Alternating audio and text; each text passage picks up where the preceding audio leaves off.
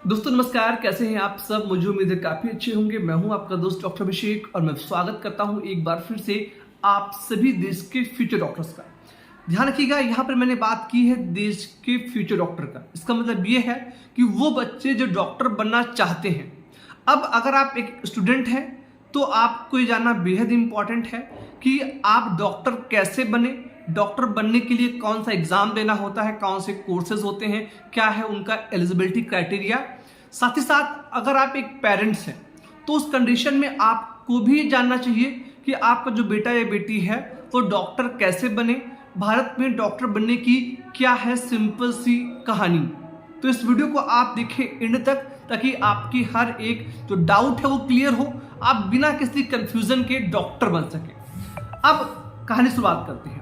देखिए, कोई भी बच्चा जो भारत में मतलब 10+2 क्वालिफाई कर चुका है किसी भी रजिस्टर्ड यानी मान्यता प्राप्त बोर्ड से, तो वो डॉक्टर बनने के लिए एलिजिबल है। सब्जेक्ट के तौर पर उसके 12वीं में, इसको आप 10+2 बोलते हैं, उसके पास फिजिक्स, केमिस्ट्री और बायोलॉजी होने चाहिए, यानी कि साइंस स्ट्रीम से होना चाहिए। साथ ही साथ वो इंग्लिश भी लिया हो और उसके नंबर मिनिमम 50% होना चाहिए अगर वो जनरल से है। यहाँ पर अगर वो चाहता है कि देश के जो बेस्ट इंस्टीट्यूट्स हैं लाइक एम्स से MBBS करना, तो उसके नंबर 60% होने चाहिए। ठीक है, तो पहला क्राइटेरिया क्या है कि आप 10+2 क्वालिफाइंग हो, साइंस स्ट्रीम से जिसमें आपके पास फिजिक्स, केमिस्ट्री, बायोलॉजी हो, और अगर आप मैथ है तो भी कोई इशू नहीं, आप दे सकते हैं। ठीक है, और आपके मिनिमम नंबर 50% या उससे ज़्यादा है अगर आप जनरल या OBC हैं। अगर आप SC ST है तो आपके नंबर 40% से ज़्यादा होनी चाहिए, पहला criteria.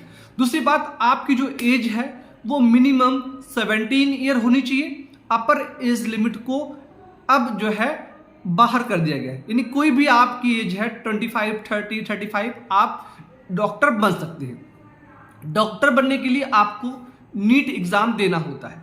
NEET exam NTA national testing agency, Bharat सरकार की एक एजेंसी है, वो एग्जाम करवाती है और आपको नीट का फॉर्म फिल करना होता है। उसके बाद आपका नीट एग्जाम होता है जहां पर 720 नंबर का एग्जाम होता है, जिसमें आपके फिजिक्स और केमिस्ट्री से हाफ पोर्शन आता है। ठीक है, 180 नंबर का, और बाकी 360 नंबर का आपका बायोलॉजी से जूलॉजी और बॉटनी आता है। अगर आपको MBBS करना है गवर्नमेंट सीट से तो कम से कम आपके नंबर 600 से अधिक हो, अगर आप जनरल से हैं या OBC से हैं। अगर आप SC या ST हैं तो आपके नंबर कम से कम 480 से ज़्यादा होगा तो बेहतर होगा। क्लियर है। अब ये डिपेंड करता है अलग अलग स्टेट्स की अलग अलग क्राइटेरिया के ऊपर। ठीक है, तो ये बेसिक चीज़ है। अब नीट एग्ज़ाम जो होता है उसका सिलेबस क्या है और उसको कैसे क्रैक करें। देखिए, सिलेबस बहुत सिंपल सा है।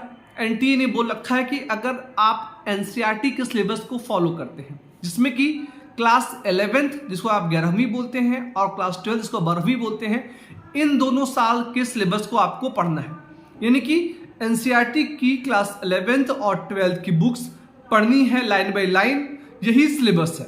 ठीक है, अब इस सिलेबस को आप चाहें तो नीट की ऑफिशियल साइट neet.nta.nic.in पे जाकर डाउनलोड कर सकते हैं, और अगर आपके कमेंट्स आएंगे तो इस टॉपिक पे मैं इंडिविजुअल वीडियो बना दूंगा कि नीट का सिलेबस क्या है। ठीक है, मैंने ऑलरेडी कुछ दिन पहले एक बनाई थी, तो वो 23 के लिए था, आप उसको देख लीजिएगा, वहां पर डिटेल है। ठीक है, तो आपको NCERT की बुक्स पढ़नी है, पहली बात। अब नीट एग्जाम के स्कोर के बेस पर आपको अलग अलग जो है क्राइटेरियाज के डॉक्टर बनते हैं। जो बच्चे जिनके नंबर बहुत अच्छे होते हैं वो MBBS डॉक्टर बनते हैं। उसके बाद बच्चों को BDS जो दांतों के डॉक्टर होते हैं, फिर आप BMS करते हैं यानी आयुर्वेदा डॉक्टर जो आयुर्वेद मेडिसिन का यूज़ करते हैं, फिर BHMS आता है होम्योपैथ मेडिसिन डॉक्टर, फिर BOMS आता है यूनानी, फिर BSMS होता है सिद्धा।